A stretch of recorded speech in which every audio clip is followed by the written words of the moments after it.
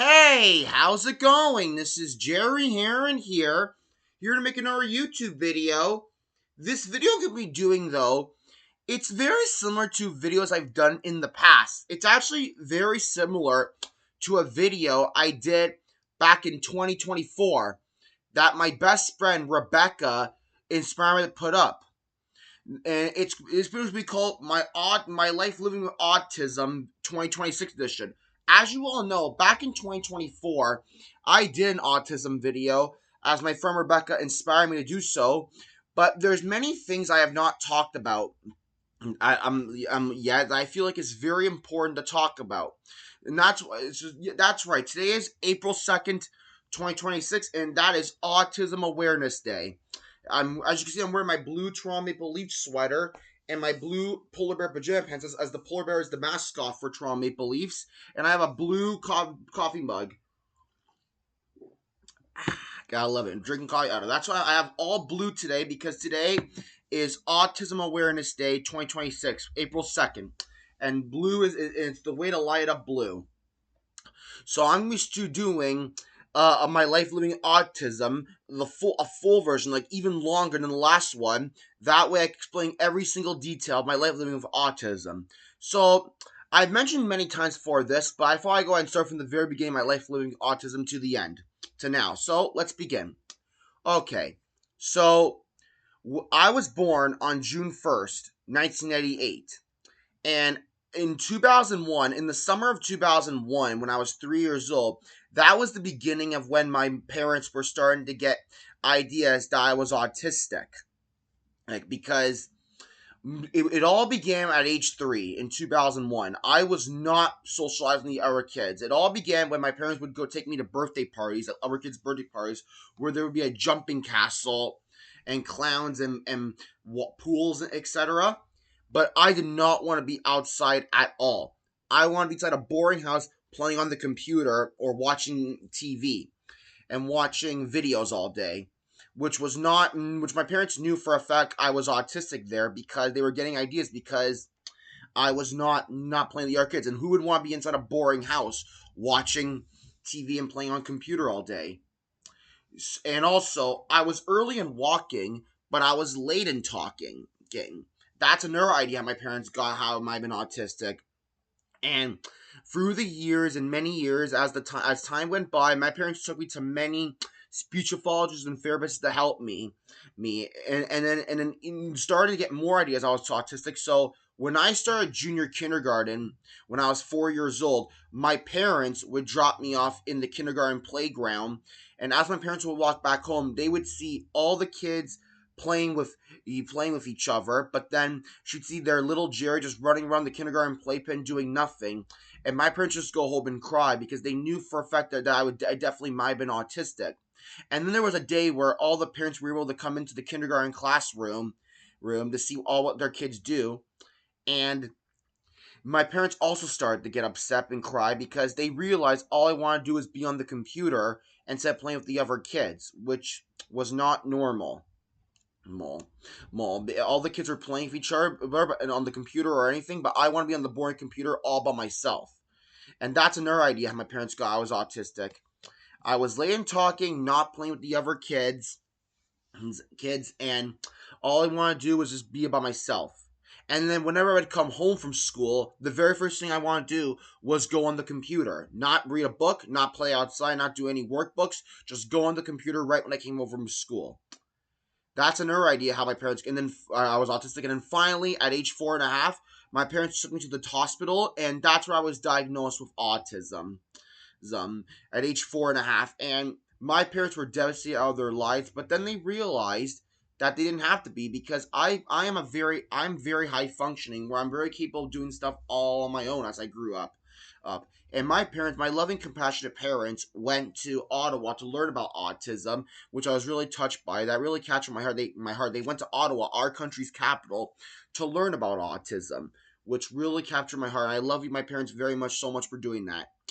And as I got older, I progressed in different autism levels. So at my elementary school, we had this thing called a move-a-thon, fund where we raise money for all sorts of stuff like the hostel for sick children. We raise money to buy new stuff for the school. We raise money for cancer, etc. And whoever and as you raise money, if you got enough raffle tickets, you would win a prize. And and I always felt the need I had to win a prize every time the move-a-thon came.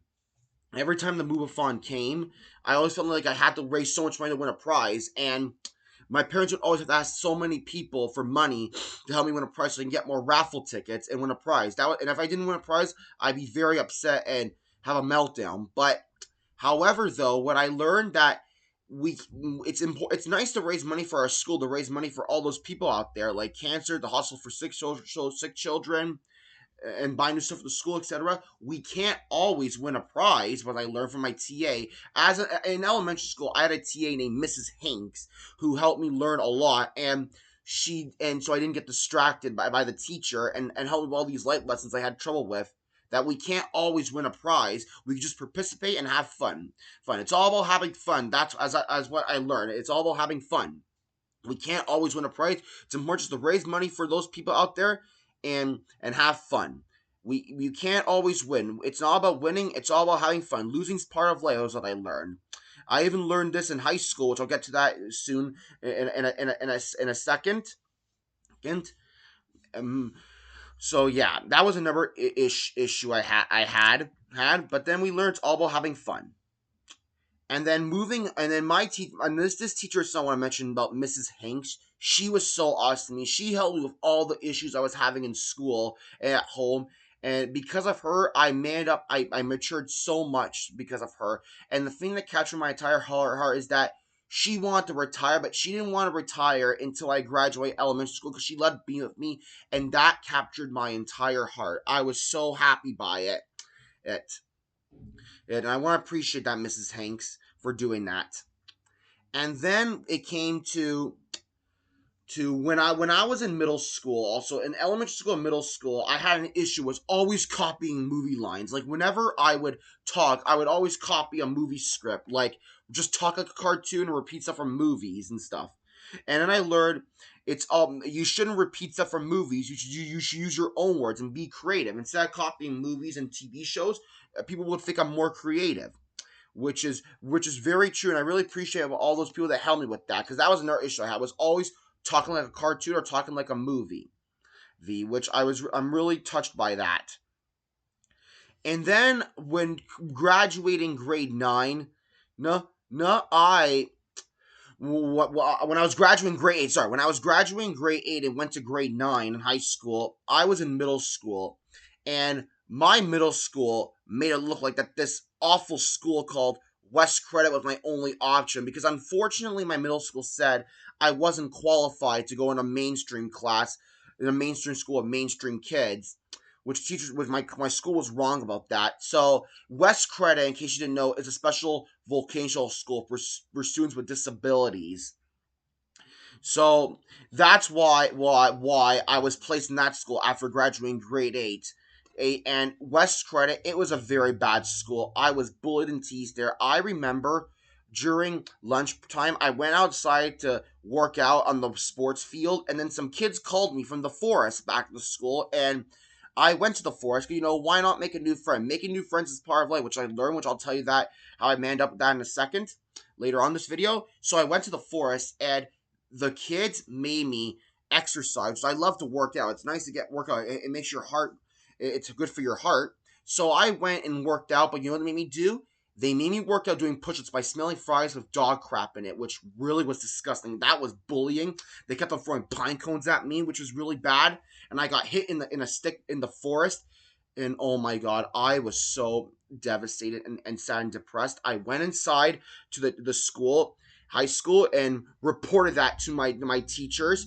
And then my mom got a phone call from the principal's office as they found the exact kids who did it. And I went to the principal's office, and my mom was bawling her eyes out. I replayed the story in great detail, and my parents and my teachers were all very proud of me, how I replayed in real well. And then my dad contacted the Board of Education to get me out of that crappy school, West Credit, because the bullying continued on. People were yelling to get me out of the classroom. they were swearing at me, and all they did was throw garbage in my face in class in chef training class, which was really devastating and terrible. So my dad was on the board nonstop to get me out of the school, West Credit. Okay? And then a lady from the Dufferin Competition School Board said St. Marcelina's, my best high school ever, I went to in grade 10, 11, and 12, said, we have a special spot for your son Jerry, and we want to invite you for the orientation. My parents went for orientation, and they saw all the students, acknowledged them, and they were so sweet, sweet to all the kids, to all the kids were acknowledged my parents, and they knew it was the perfect spot for me, and that's why they put me in St. Marcelina's. And when I got to St. Marcelina's in grade 10, I made so many friends right away. And all my best friends from high school are the ones that are my best friends. And my best friend Rebecca Spratt, who I met in high school, well, is has been like a big has been like an awesome sister to me. She's been like a real sister to me. She has given me the inspiration to post all these videos for Autism Awareness Day, as she was a peer tutor that helped all the autistic kids at my high school, St. Marcelina's, and I have to admit, it was the best high school ever. And me and Rebecca have kept our friendships going nice and strong. We've been all me and my best friends from high school kept our friendships going nice and strong. I want to thank you for Rebecca for letting me put all these videos up on YouTube. I really appreciate you. And then eventually came to high school graduation, and from when me and my friends graduated high school in 2016. I mean, my biggest fear was always losing friends, thinking I had to text them every day in order to be friends, and that's not true at all. You don't need to text someone or see someone all the time to be friends. You see someone, you want, it doesn't matter how much time passes. As long as you see them one day, they're your true friends.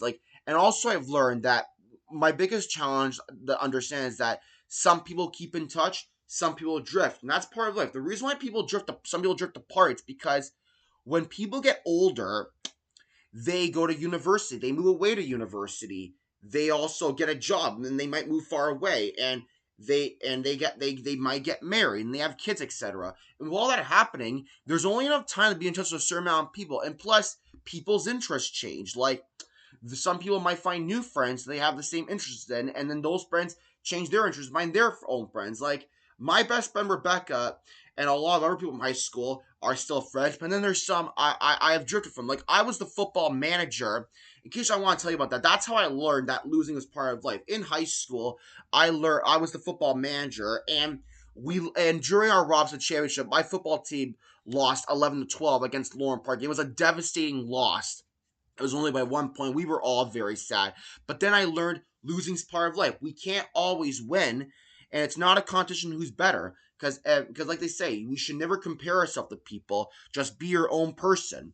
But honestly, it was a fun season. We tried our best, and that's all that matters and stuff. So yeah, I used to be friends with a lot of these people from football because I was the football manager, but now our interests changed as they met new friends in university, and I also had a tough time understanding that making new friends is part of life. And then I finally realized making new friends is part of life. I actually met three new friends who are these three girls that are very awesome to me. Their names are Vicky, Vanessa, and Diora, and making new friends I've learned is part of life because and I've realized that because I met new friends with them, and Vicky, Vanessa, and Dior have been like big sisters to me.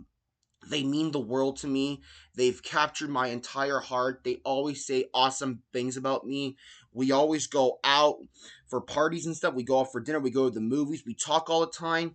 And I have to say, making new friends is not bad at all. It's awesome. It's part of life. I have my old friends, Rebecca, and all my other friends from high school. That I have my new friends, Vicky, Vanessa, and Diora, which are my three new best friends I met outside of high school, and that's part of life. Making new friends is part of life. And I want to thank you all for continuing my friendships with me. And then another issue I had with my life with autism is driver's license. I remember when I turned 16, all my other friends turned 16.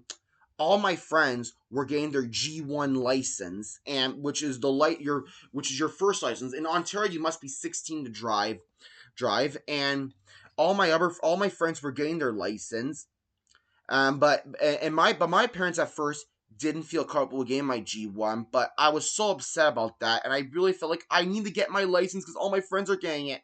So I gave it a shot. I went and wrote my G1 test. I unfortunately failed it, and that's okay. Failing is part of life. No one's perfect, and I was going to redo it, but then as I got older, as the years went by, as I was studying, I realized, am I getting this for the right reason? Or am I getting this just because all my friends are getting it? I started to realize I'm getting it because all my friends are getting it. Well, that's not right at all. We should not get our license because all our friends are getting it. We should get it because we're ready. Because driving is a very serious matter. If you're not careful in driving, you can cause a lot of trouble, which is not good at all. At all, we don't. And owning a car is very expensive these days. You have to pay for insurance, gas, maintenance, oil change, and to buy a car and leasing, financing. It's a lot of money to own a car, and it's a big responsibility. But then me writing the test for my G1, trying to write it, helped me learn a lot about the MyWay transit system at St. Marcelitas.